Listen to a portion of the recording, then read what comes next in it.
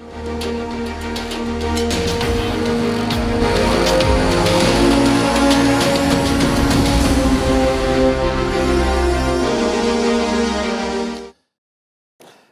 स्वागत है आपका संसद टीवी पर। मैं हूं मनोज वर्मा और आप देख रहे हैं हमारा खास कार्यक्रम मुद्दा आपका। आज हम बात करेंगे स्वच्छ सर्वेक्षण 2022 की। स्वच्छ भारत अभियान के तहत स्वच्छता रैंकिंग 1 अक्टूबर को घोषित की गई। इंदौर को छठी बार स्वच्छता के मामले में पहला स्थान मिला है।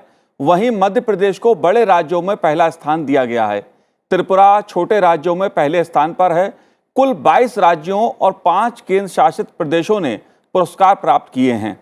पिछले वर्ष की तुलना में 8 राज्यों और 5 केंद्र शासित प्रदेशों ने अपने समग्र जमीनी स्तर के प्रदर्शन में व्यापक सुधार किया है। स्वच्छता की दृष्टि से ये अच्छा संकेत है। लक्ष्य वर्ष 2026 तक भारत के शहरी क्षेत्र कचरा मुक्त हो जाएं, इसका रखा गया है। स्वच्छ सर्वेक्षण से कैसे आ रहा है बदलाव, कितना आ रहा है बदलाव, मुद्दा आपका में आज इसी पे चर्चा करेंगे और इसके विभिन्न पहलुओं को समझने की हम कोशिश करेंगे। खास मेहमान हमारे साथ जुड़े हुए हैं। भाजपा सांसद इंदौर से शंकर लालवानी जी हमारे साथ जुड़े हुए हैं। शंकर लालवानी जी, आपका स्वागत है संसद टीवी पर। हम आपसे समझना चाहेंगे कि इंदौर आखिर ऐसा क्या कर रहा है कि हर बार देश में पहले स्थान पर रहता है स्वच्छता के मामले में। इस कहानी को हम आपसे समझने की कोशिश करेंगे। साथ ही हम बात करेंगे स्वच्छ भारत मिशन के पूर्व महानिदेशक अक्षय राउत जी से। अक्षय जी, आपका भी स्वागत है। और हम बात करेंगे स्वच्छ भारत मिशन की राष्ट्रीय मिशन निदेशक रूपा मिश्रा जी से। रूपा जी, आपका भी स्वागत है संसद टीवी पर। शुरुआत मैं रूपा जी आपसे करूंगा। पहले जिस प्रकार से रैंकिंग की गई है उसका क्या आधार है, उसके पीछे क्या उद्देश्य है? Swachh Bharat Mission is a very unique program. Ji. So for a unique program, various unique methods have been introduced to improve the performance of cities and states. And if we have to see as to what is that one-line statement that defines the purpose and objective of Swachh Sarvekshan, it is to improve urban sanitation. There is no doubt that positive competition, encouragement, awards, recognition, and incentives go a long way in improving performance in any sector. And this has been incorporated in a very systematic and scientific way in Swachh Sarvekshan, which is now being recognized almost as a management tool that has been able to trigger sanitation in cities.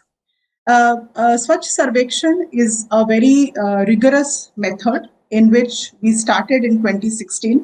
2022 Sarvekshan is the 7th edition. Even during COVID-19 pandemic, the Sarvekshan continued, and the scale of Sarvekshan has continued to rise ever since the first edition of Sarvekshan. This year, 4,354 cities participated in the Sarvekshan, which included 91 Ganga towns and 62 cantonment boards. The Sarvekshan includes extremely rigorous parameters, which are 56 in number, and we call these service level parameters. The scale of Swachh Sarvekshan in India has become so big that experts all over the world have started recognizing it as the world's largest urban cleanliness survey. And to just give you a small sample, the number of surveyors that get engaged on a very rapid period of 28 days is around 3,000. 3,000 surveyors go and interact with almost what was the largest public participation in 2022 was over 10 crore citizen participation. This is another aspect of the Jan Andolan which has been incorporated in Sarvekshan. 25,000 residential areas, more than 17,000 commercial areas, more than 24,000 CTPTs, and more than 17,000 public waste treatment plants were surveyed during this period. So this is the kind of scale, and a very systematic process has been incorporated, and in a credible way, the ministry has been able to do this survey for 7 years at a stretch. जी बिल्कुल रूपा जी, जन भागीदारी का एक बहुत बड़ा मुद्दा है। इस पर मैं और भी चर्चा करना चाहूँगा, क्योंकि स्वच्छता का जो मुद्दा है वो बगैर जन भागीदारी के सफल नहीं होता है, और इसमें जनता की भागीदारी ने पिछले 6-7 वर्षों में जो बदलाव किया है वो कैसा रहा है, इस पे भी हम चर्चा करेंगे। लेकिन इंदौर की बात जरूर इस कार्यक्रम में हम करेंगे, क्योंकि इंदौर लगातार स्वच्छता के मामले में देश में पहले स्थान पर रहता है। ये एक ऐसा शहर है जिसने एक मिसाल काम की है, उदाहरण प्रस्तुत किया है। शंकर लालवानी जी, आप वहां का प्रतिनिधित्व करते हैं, आपका संसदीय क्षेत्र है। आखिर ऐसा क्या काम इंदौर में होता है कि हर बार स्वच्छता के मामले में पहला स्थान देश में मिलता है? ऐसा क्या बदलाव इंदौर में हुआ? देखिए, रूपा जी ने बहुत ही विस्तृत तरीके से संरक्षण के बारे में बताया। जी। मुझे ध्यान है कि एक समय वो था कि इंदौर में सड़कों पर कचरे की पेटियां रहती थी, कचरा फैला रहता था और हम गार्बेज कलेक्शन का जो 100% था वो कर नहीं पाते थे। जी। कोशिश करते थे पर हो नहीं पाता था। उसके अलावा अगर हम हमारे टिंचिंग ग्राउंड जो है वो देखें तो पहाड़ बन गए थे कचरों के। लेकिन जैसे ही माननीय प्रधानमंत्री श्री नरेंद्र मोदी जी ने लाल किले से आह्वान किया, तभी से इंदौर की जनता ने इस आह्वान को अंगीकार किया और जी। साथ में हो गए और ये हमने जन आंदोलन बनाया। ये बात सही है कि शुरुआती दौर में कठिनाइयां बहुत थी, क्योंकि पूरे शहर में कचरे पेटी हटाना और घर घर से कचरा कलेक्ट करना, डोर डोर टू कलेक्शन जो होता है वो करना एक बहुत टिपिकल टास्क था और उसमें पूरा मैनेजमेंट, गाड़ियों का कचरा स्टेशन तक पहुंचाना। तो शुरुआती दौर में तकलीफें जरूर आई, मेहनत बहुत करना पड़ी और लोगों को अवेयर करना कि आप घर के बाहर कचरा ना फेंकें। मुझे ध्यान है उस समय में इंदौर डेवलपमेंट अथॉरिटी का चेयरमैन था। हमने हजारों मीटिंग, छोटी छोटी मीटिंगें की जी। लोगों को अवेयर करने के लिए कि आप किस प्रकार इसमें हमारा साथ दे सकते हैं। और धीरे धीरे हमने जब इसको जनता तक पहुंचाया तो ये जन भागीदारी का आंदोलन बन गया और इसमें सब मिलके अब करते हैं। और अगर मैं ये कहूं कि सफाई हमारी आदत बन गई है जी। या ये कहूं हमारे संस्कार बन गए हैं जी। सफाई रखना, तो ये अतिशयोक्ति नहीं होगी और ये लोगों ने, यहाँ की जनता ने करके बता दिया। इसलिए हमारे इंदौर की जो देवतुल्य जनता है, मैं उसको प्रणाम करता हूँ और हमारे सभी सफाई मित्रों ने इसमें साथ दिया। हमारे सब पॉलिटिकल लीडर, प्रशासनिक सभी अधिकारी जिन्होंने रात दिन मेहनत करके इसमें काम किया। सबसे बड़ी बात हमारी माता बहनों की है इंदौर में, जी। जिन्होंने क्योंकि इसमें सबसे बड़ा जो पॉइंट है, रूपा जी अच्छी तरह जानती होंगी, इस सेग्रीगेशन को लेकर बात थी कि सेग्रीगेशन की क्वालिटी अच्छी होना चाहिए। मैं भी शहरी विकास मंत्रालय की कमेटी में हूँ। जी। हर शहर में जाता हूँ तो स्वच्छता को, सफाई के लिए मैं जरूर देखता हूँ, बात करता हूँ। पर मैंने देखा कि बाकी शहरों में अभी सेग्रीगेशन गीला और सूखा या एकाध और, इंदौर में अब 5 प्रकार के हम डस्टबिन रखते हैं, 5 प्रकार के सेग्रीगेशन है। तो एक बहुत बड़ी बात है कि लोग इतना सेग्रीगेशन करते हैं और सेग्रीगेशन की क्वालिटी अच्छी होने के कारण हमारी जो कचरा निपटाने की जो प्रथा है उसमें हमको बहुत मदद मिलती है। यानी एक समय था कि हम इसको प्रोसेस नहीं कर पाते थे, लेकिन आज तो हम सीएनजी बना रहे हैं और बाय प्रोडक्ट भी बहुत सारे बन रहे हैं। तो ये तभी संभव हुआ कि इसमें जन आंदोलन के रूप में सबने साथ दिया। जी। लोगों की भागीदारी। लेकिन एक बात और, इस बार मध्य प्रदेश भी पहले स्थान पर है। इसको आप कैसे देखते हैं? देखिए, ये माननीय मुख्यमंत्री जी ने एक पिछले वर्ष जब हम पूरे प्रदेश में बैठे थे तो उन्होंने पूरे वर्ष इसको ड्राइव लिया और सभी शहरों में इस बात को लेकर उन्होंने एक हेल्दी कंपटीशन इन स्टेट करी। हमारी आपस में भी कंपटीशन है, इंदौर नहीं था पर छोटे छोटे शहर और बाकी जो शहर थे उनमें भी उन्होंने एक हेल्दी कंपटीशन रखी थी और उसका ही परिणाम रहा कि हम इंदौर का जो जिस प्रकार से एक ब्रांडिंग हो गया था पूरे देश में, पूरे विश्व में, उसको देख के इंदौर के आसपास और मध्य प्रदेश के सभी लोगों को लगा कि हमें इस अभियान में जुड़ना चाहिए। और ये तभी संभव हुआ जब प्रशासनिक अधिकारी, पॉलिटिकल विल और लोग साथ में आए। जी। जी बिल्कुल। अक्षय राव जी, आप कैसे देखते हैं इस बदलाव को, जो बदलाव देश में पिछले 6-7 सालों में हुआ है? बात चाहे मैं शौचालय की करूं या दूसरे स्वच्छ अभियान चले देश में, उसको आप कैसे देखते हैं? किस तरह भारत स्वच्छ भारत बन रहा है? देखिए, रूपा जी मिशन डायरेक्टर हैं, उन्होंने जो स्वच्छ सर्वेक्षण की स्केल के बारे में बात रखी, बहुत ही अहम मुद्दा है वो, कितना बड़ा स्केल है जी।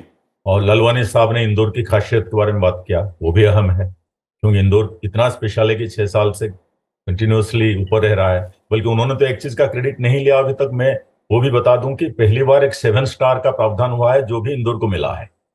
तो ये मतलब अपने आप में एक्सेल के आगे एक्सेल कर रहे हैं। जी तो ये भी एक मिसाल है। लेकिन मैं पूरा चीज को एक पर्सपेक्टिव में रखना चाहता हूं। जी ये स्वच्छता की गूंज जो है 8 साल पहले शुरू हुआ और चौंकाने वाला था ये। और हम लोग आज जो सोच सर्वेक्षण कर रहे हैं, जो आगे भी जो करेंगे, चाहे शहरी क्षेत्र में हो या ग्रामीण क्षेत्र में, वो उसका एक तरह तरह के परिचय है। क्योंकि वो जो गूंज वो बहुत चैलेंजिंग था विश्व के लिए। जी क्योंकि एक प्रधानमंत्री आते हैं पहली बार और लाल किला से बोलते हैं कि भाई सफाई करना है, टॉयलेट बनाना है, और न्यूक्लियर इश्यूज के बारे में नहीं बताते हैं, कंट्री के इकोनॉमी के बारे में बता सकते थे, इंटरनेशनल रिलेशन के बारे में बता सकते थे, लेकिन बोलते हैं कि सबसे इंपॉर्टेंट है कि सैनिटेशन होना चाहिए, टॉयलेट होना चाहिए। और औरतों के बारे में बात करते हैं, माँ बहनों की जो जरूरत के बारे में बात करते हैं, बहुत जी। बड़ा चीज है। तो जो स्केल के बारे में रूपा जी ने कहा, मैं उसके साथ उसको पर्सपेक्टिव में लाने के लिए और 3 चीज जोड़ दूंगा।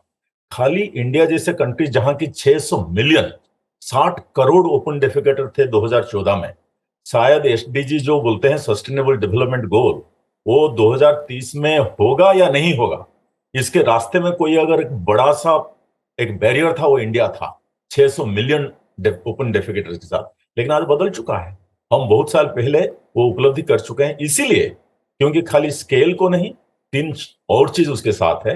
उसके साथ स्पीड में करना था। 2019 का एक सनसेट क्लॉज रखा गया, एक स्टिग्मा था, सफाई पायखाना जैसे सैनिटरी पैड, ये सब के बारे में बात होना है क्या, जी ये एक स्टिग्मा था। और सस्टेनेबिलिटी क्या एक बार हो जाए या आगे भी बरकरार रहेगा क्या, लेकिन ये चारों चीज का उपलब्धि हुआ है। आजकल थोड़ी सी कहां स्वच्छता के बारे में या जो ओडीएफ के बारे में क्रैक्स हो रहे हैं, लेकिन वो सस्टेनेबिलिटी के मुद्दे सुलझा दिए जाएंगे। जी इसके जो चारों चीज हुआ, एक लालवानी साहब ने भी पॉलिटिकल लीडरशिप के बारे में बात किया, वो तो बहुत ही बड़ा चीज है, लेकिन और 3 भी चीजें हैं। जी 4 पीज में उसको बताऊंगा। पॉलिटिकल लीडरशिप, कोई भी राष्ट्राध्यक्ष या सरकार के अध्यक्ष मुखिया विश्व में कहां भी ऐसे सैनिटेशन को और पैखाना सिस्टम को लेके इतना बड़ा सपोर्ट, वो तो कम्युनिकेटर इन चीफ बन गए प्रधानमंत्री। आज की तारीख में भी प्लगिंग करते हुए नजर आ रहे हैं कि कहां से कुछ कचरा उठा रहे हैं, चाहे बीच में हो चाहे जा भी हो। एक जी। हुआ। दूसरी हुआ जो पब्लिक फंडिंग है, भाई पैसा नहीं मिलेगा तो काम क्या होगा। तो स्वच्छ भारत मिशन ग्रामीण हो, शहरी हो, या फेज 1 हो, फेज 2 हो, सरकार ने अपर्याप्त जितना भी आवश्यक है वो पैसा दिया है। ये है। तीसरा है पार्टनरशिप। एक का किसी का बस के काम नहीं है सफाई, जी क्योंकि ये एक जीवन शैली है जैसे बार बार कहा गया है, और सबको करना है, एवरीवन्स बिजनेस। तो उसमें सबको करना है तो पार्टनरशिप जरूरत है।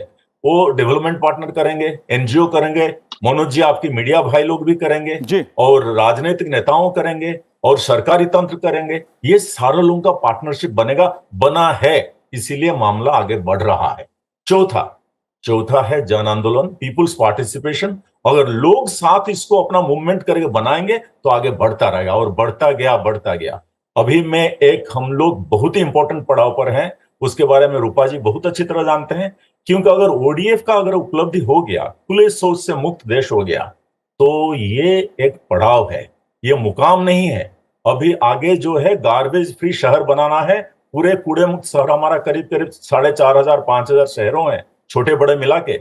इंदौर तो अपना आप में मिसाल कर रहा है, सूरत कर रहा है, जी। दूसरे लोग कर रहे हैं। अभी नवी बुआएं, मेरे को अच्छा लग रहा है कि मध्य प्रदेश आगे बढ़ा है, छत्तीसगढ़ को बहुत दिनों के बाद आगे कटा है। उसका मतलब ये मूवमेंट आगे बढ़ रहा है। अगर नवी मुंबई पहली बार तीसरी स्थान लिया है, उसके मतलब मूवमेंट आगे बढ़ रहा है।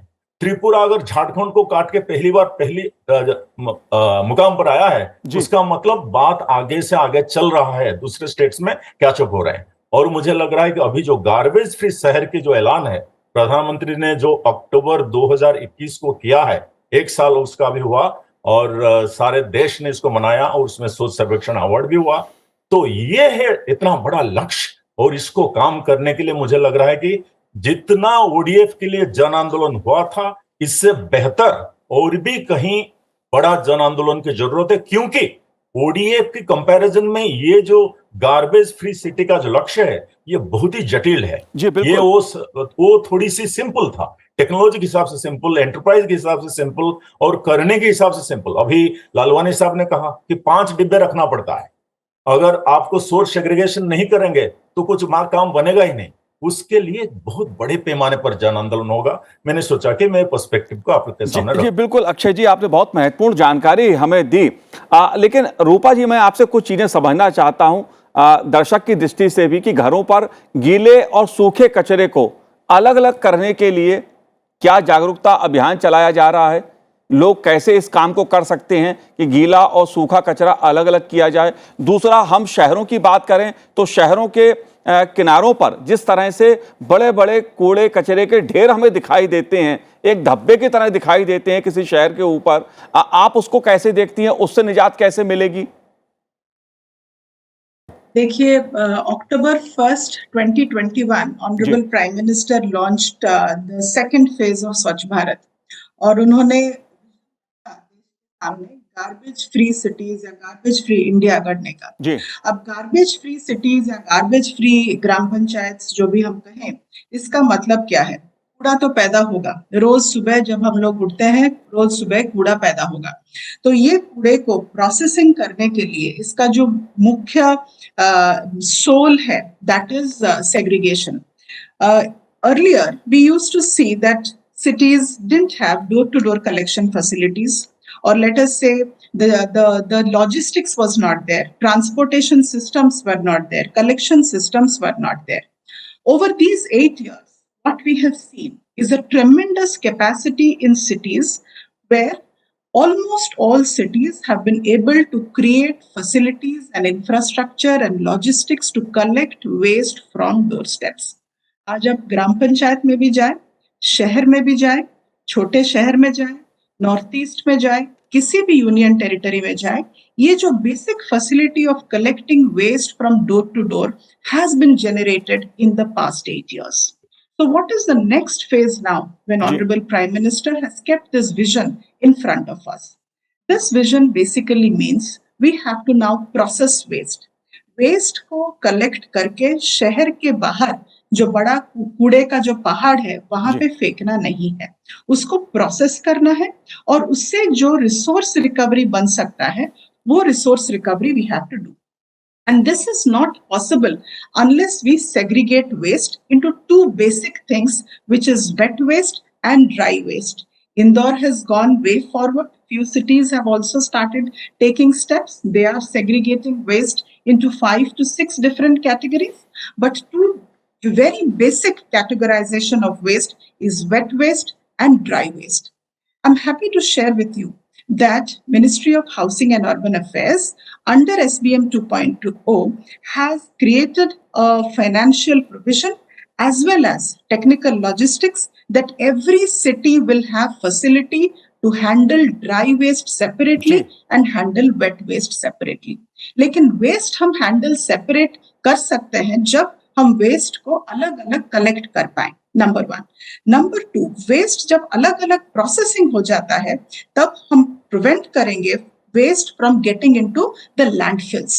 And only when we stop fresh waste from entering into the landfills, we can stop the size of our current dump sites from increasing. और भारत सरकार ने 2-pronged approach इसके लिए अडॉप्ट किया है. एक अप्रोच है फ्रेश वेस्ट जो रोज जनरेट होता है उसको हम प्रोसेस करें, और द अदर अप्रोच इज जो बड़े बड़े जो कूड़े के पहाड़ बन गए हैं उसको रीमेडिएट किया जाए. You might be aware that Bharat में अभी शहरों में करीब करीब 2200 ऐसे स्थल है जहां पे 15,000 एकड़ से ज्यादा जमीन ये कूड़े के पहाड़ के ढेर के नीचे है. माननीय प्रधानमंत्री जी ने ये क्लियर कट डायरेक्शन मंत्रालय को दिया है कि 2026 टाइम ड्यूरेशन जो मिशन का है, ये मिशन पीरियड के दौरान we will have to clear each of these legacy dump site and remediate that land. So our approach is two-pronged, and for this the base public participation and the behavior change campaign which the ministry is trying to work with state governments and cities is about waste segregation. और आपने ये सुना होगा on 1st of October Honorable Union Minister of Housing and Urban Affairs has also appealed and has started a specific campaign on source segregation for a period of 3 weeks now, which will be a very intensive campaign.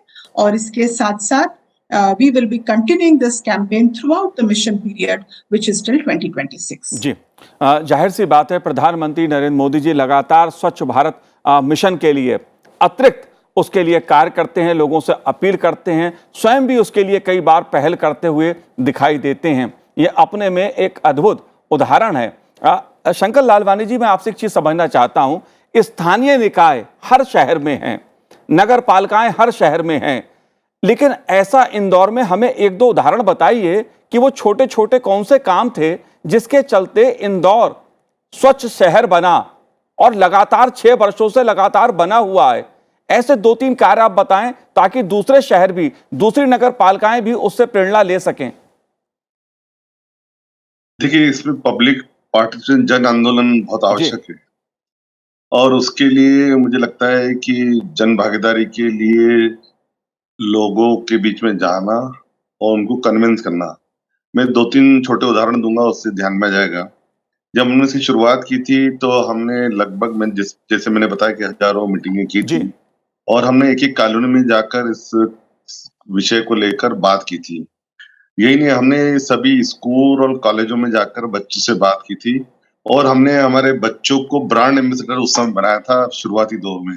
और मुझे इस बात की खुशी है कि जब बच्चे घर जाते थे तो वो अपने मम्मी पापा को कहते थे कि कचरा बाहर मत फेंको, तो वो जो इम्पैक्ट था वो सबसे बड़ा इम्पैक्ट था बड़ों के ऊपर।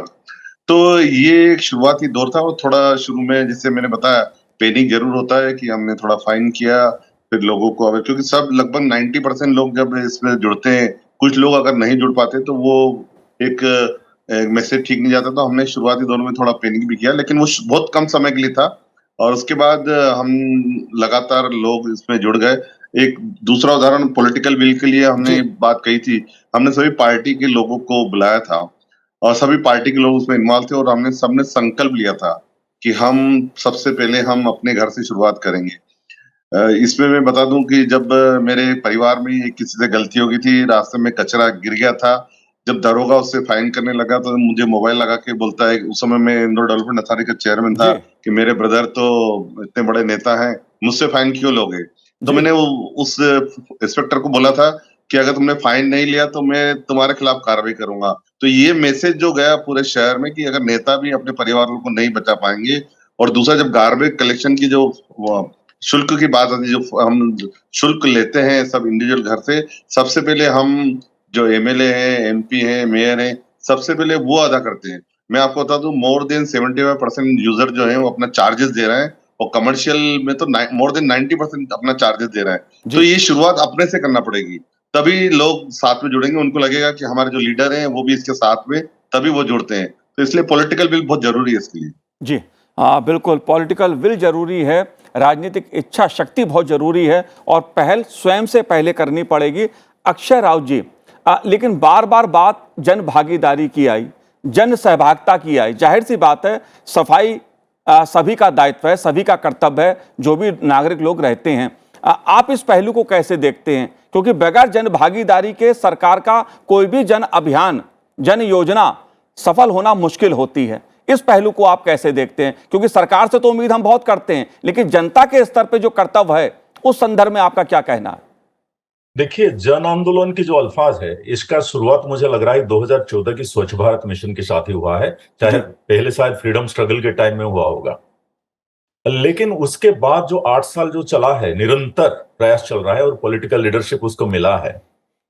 उसके बाद जितने बहुत सारे मिशन हुए, अच्छे मिशन भी हुए, लेकिन वो जन भागीदारी का वो लेवल अटेंड करना अभी तक आसान नहीं हुआ है, क्योंकि एक बहुत बड़ा अनोखा प्रयोग था। स्वच्छ भारत मिशन अपने आप में एक दुनिया के लिए एक अपने आप में मिसाल है जन आंदोलन का।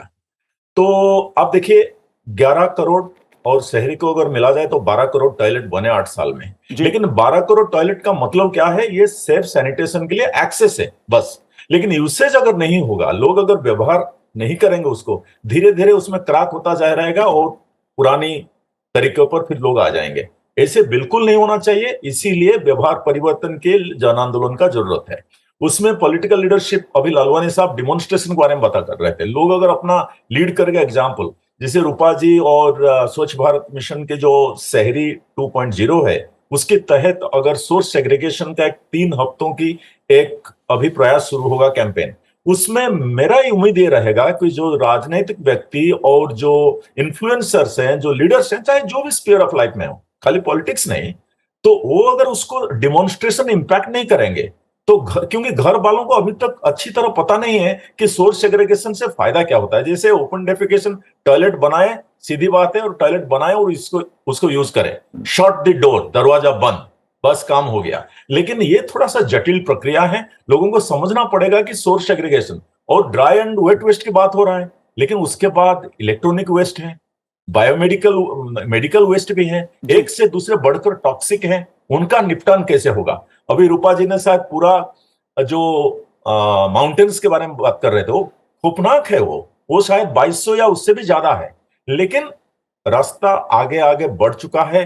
पब्लिक प्राइवेट पार्टनरशिप में 600, 700 या 800 ऐसे कुछ नंबर होगा, और रूपा जी को पता होगा, लेकिन वो अभी काम शुरू हो गया है कि उसको कैसे निपटान करना है, क्योंकि लक्ष्य है जीरो डंप साइट, वो करना है। लेकिन उतना में लोगों की भागीदारी तो है, लोगों की रीइमेजिन और इनोवेटिव भागीदारी चाहिए, जैसे एजेंसीज का। मुझे लग रहा है कि अभी स्टार्टअप चैलेंज एक किया स्वच्छ भारत शहरी 2.0 के अंतर्गत, 250 कंपनी, स्टार्टअप कंपनी आके भाग लिए, 30 उनमें से उमदा निकले, उसमें से 10 बहुत बढ़िया। माने ये लोग सब यूएलबी के साथ मिलकर उनका जो सॉलिड लिक्विड वेस्ट के जो प्रॉब्लम है उसको सॉल्व करेंगे। अभी एक आपसे ने शायद सुना होगा, वेस्ट से टॉय बनाना है, क्योंकि टॉय इंडस्ट्री को रीइमेजिन करना है। वेस्ट का तरह तरह के तरीके से जैसे होगा कि क्वालिटी में गिरावट नहीं आए, और जो डिप्राइव्ड चिल्ड्रन है उनके लिए भी टॉय बैंक या टॉय किट बने।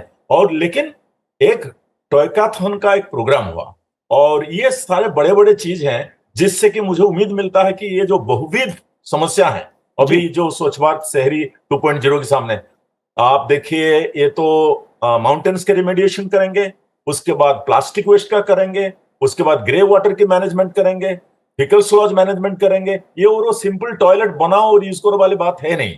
तो ये बहुत बड़े बड़े आगे बढ़ने वाले हैं, इसके लिए इंडस्ट्री को, एंटरप्राइज को अच्छी तरह से जुड़ना पड़ेगा। लेकिन मैं बात खत्म कर रहा हूं, सबसे बड़ी जो मुझे उम्मीद आ रहा है, अभी एक इंडियन स्वच्छता लीग किया था स्वच्छ भारत शहर की 2.0 के अंतर्गत, उसमें 5 लाख अपने ब्रांड और अपने झंडा लेके 5 लाख से भी ज्यादा युवाओं बहुत सारे शहरों में, करीब शायद 1400 या 1800 शहरों में पार्टिसिपेट किया। अपने आप में सुबह से शाम तक, बीच हो, माउंटेन हो या कोई टूरिस्ट सेंटर हो, उसको क्लीन किया। उसका मतलब लोगों में जो ऊर्जा की संचार 2014-15 से हुआ है अभी कायम है, और ये बात बनेगा। जी बिल्कुल अक्षय जी, वास्तव में जन भागीदारी के बल पर ही कोई भी सरकार स्वच्छता का जो लक्ष्य है, स्वच्छ भारत बनाने का जो लक्ष्य है, उसे हासिल कर सकती है, और वो आसान भी रहेगा, ताकि लोगों की अधिक से अधिक भागीदारी इस अभियान में हो। लेकिन सफाई मित्रों की जो भूमिका है वो भी इस पूरे अभियान में खासी महत्वपूर्ण है। आप तीनों ने इस चर्चा में भाग लिया, हमसे बात की, आपका बहुत बहुत शुक्रिया, बहुत बहुत धन्यवाद सनसेट टीवी से बात करने के लिए। तो आज हमारे इस कार्यक्रम में इतना ही, मुझे दीजिए आज्ञा, नमस्कार।